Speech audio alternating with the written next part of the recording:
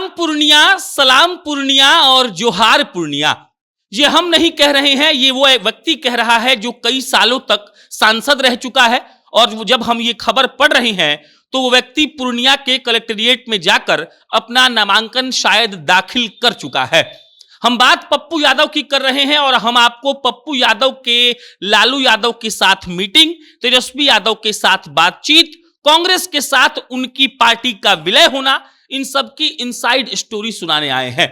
ये एक ऐसी इनसाइड स्टोरी है जिसमें अगर फायदा हुआ है तो लालू यादव को और नुकसान हुआ है तो पप्पू यादव को। कांग्रेस में विलय करके भी उनको नुकसान ही हुआ, लालू यादव के और तेजस्वी यादव की भरोसा करके भी उनको नुकसान ही हुआ।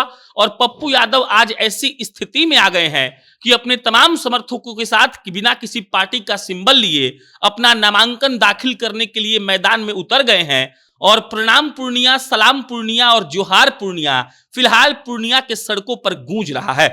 वहां के वर्तमान के सांसद संतोष कुशवाहा को टिकट दिया है जदयू ने। महागठबंधन के तरफ से बीमा भारती जी मैदान में उतार दी गई हैं।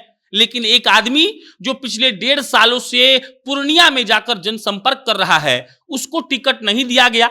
महागठबंधन की तरफ से वादा होने के बावजूद भी वो टिकट नहीं मिलता है और वो सीट चला जाता है आरजेडी के पास और कांग्रेस देखती रह जाती है। पप्पू यादव की कहानी की शुरुआत होती है कुछ दिन पहले, जब रात को तस्वीर निकल कर आती है कि लालू यादव और पप्पू यादव और तेजस्वी यादव की मुलाकात राबड़ी आवास यानी कि 10 नंबर पर हुई है।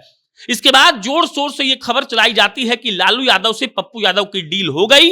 लालू यादव पप्पू यादव कोई आज के जानने वाले परिचित नहीं है, सालों पहले से उनका परिचय है। और वक्त आने पर कहा गया कि लालू यादव ने पप्पू यादव को अपना लिया। रातों रात खबर फैली कि पप्पू यादव लालू यादव से मिल चुके हैं और उनको इस बात का आश्वासन मिल गया है कि पूर्णिया से महागठबंधन के उम्मीदवार पप्पू यादव ही होंगे।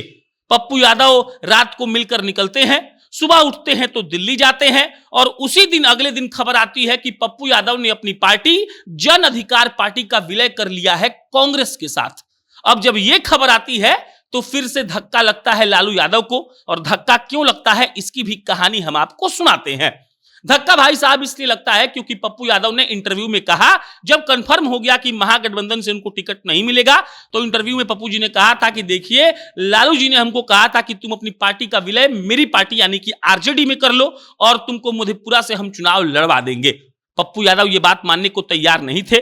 पहली बात इसलिए क्योंकि उनको मधेपुरा से लड़ना ही नहीं था। वो पिछले 1.5 सालों से पूर्णिया में जनसंपर्क कर रहे हैं, पूर्णिया में अपना माहौल तैयार कर रहे हैं और 3 बार वो पूर्णिया से सांसद रह भी चुके हैं।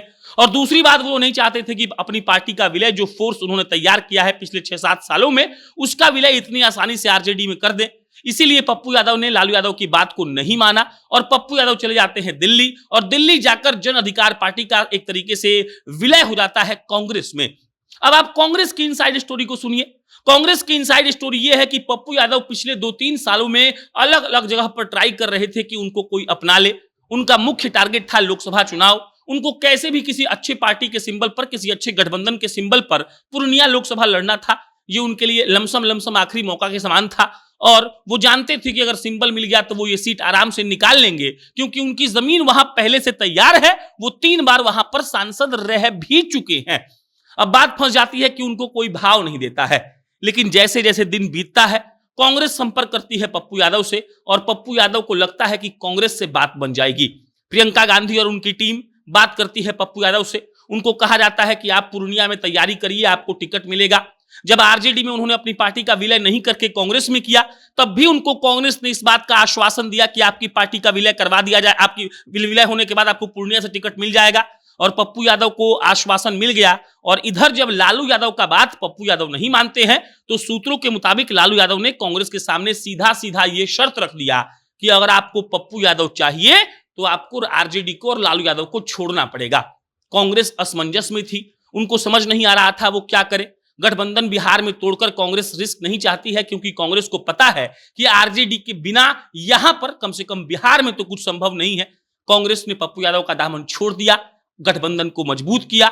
इधर पप्पू यादव को सबसे बड़ा झटका लगा, आरजेडीसी भी गए। अगर वो अपना विलय कर लेते पार्टी का आरजेडी में तो मधेपुरा सीट तो मिलता।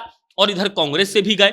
और इन तमाम बातों के बीच यानी कि 4 अप्रैल को पप्पू यादव जा रहे हैं पूर्णिया के समाहरणालय में, कलेक्टेरिएट में, जहां पर जाकर वो अपना नामांकन दाखिल करेंगे और ताल ठोकेंगे, इस बात के लिए गुर्राएंगे कि देखिए हम ही यहां से जीतेंगे। बात बाकी आपकी क्या टिप्पणी है कमेंट बॉक्स में बताइएगा। मेरा नाम प्रशांत है, बहुत बहुत धन्यवाद।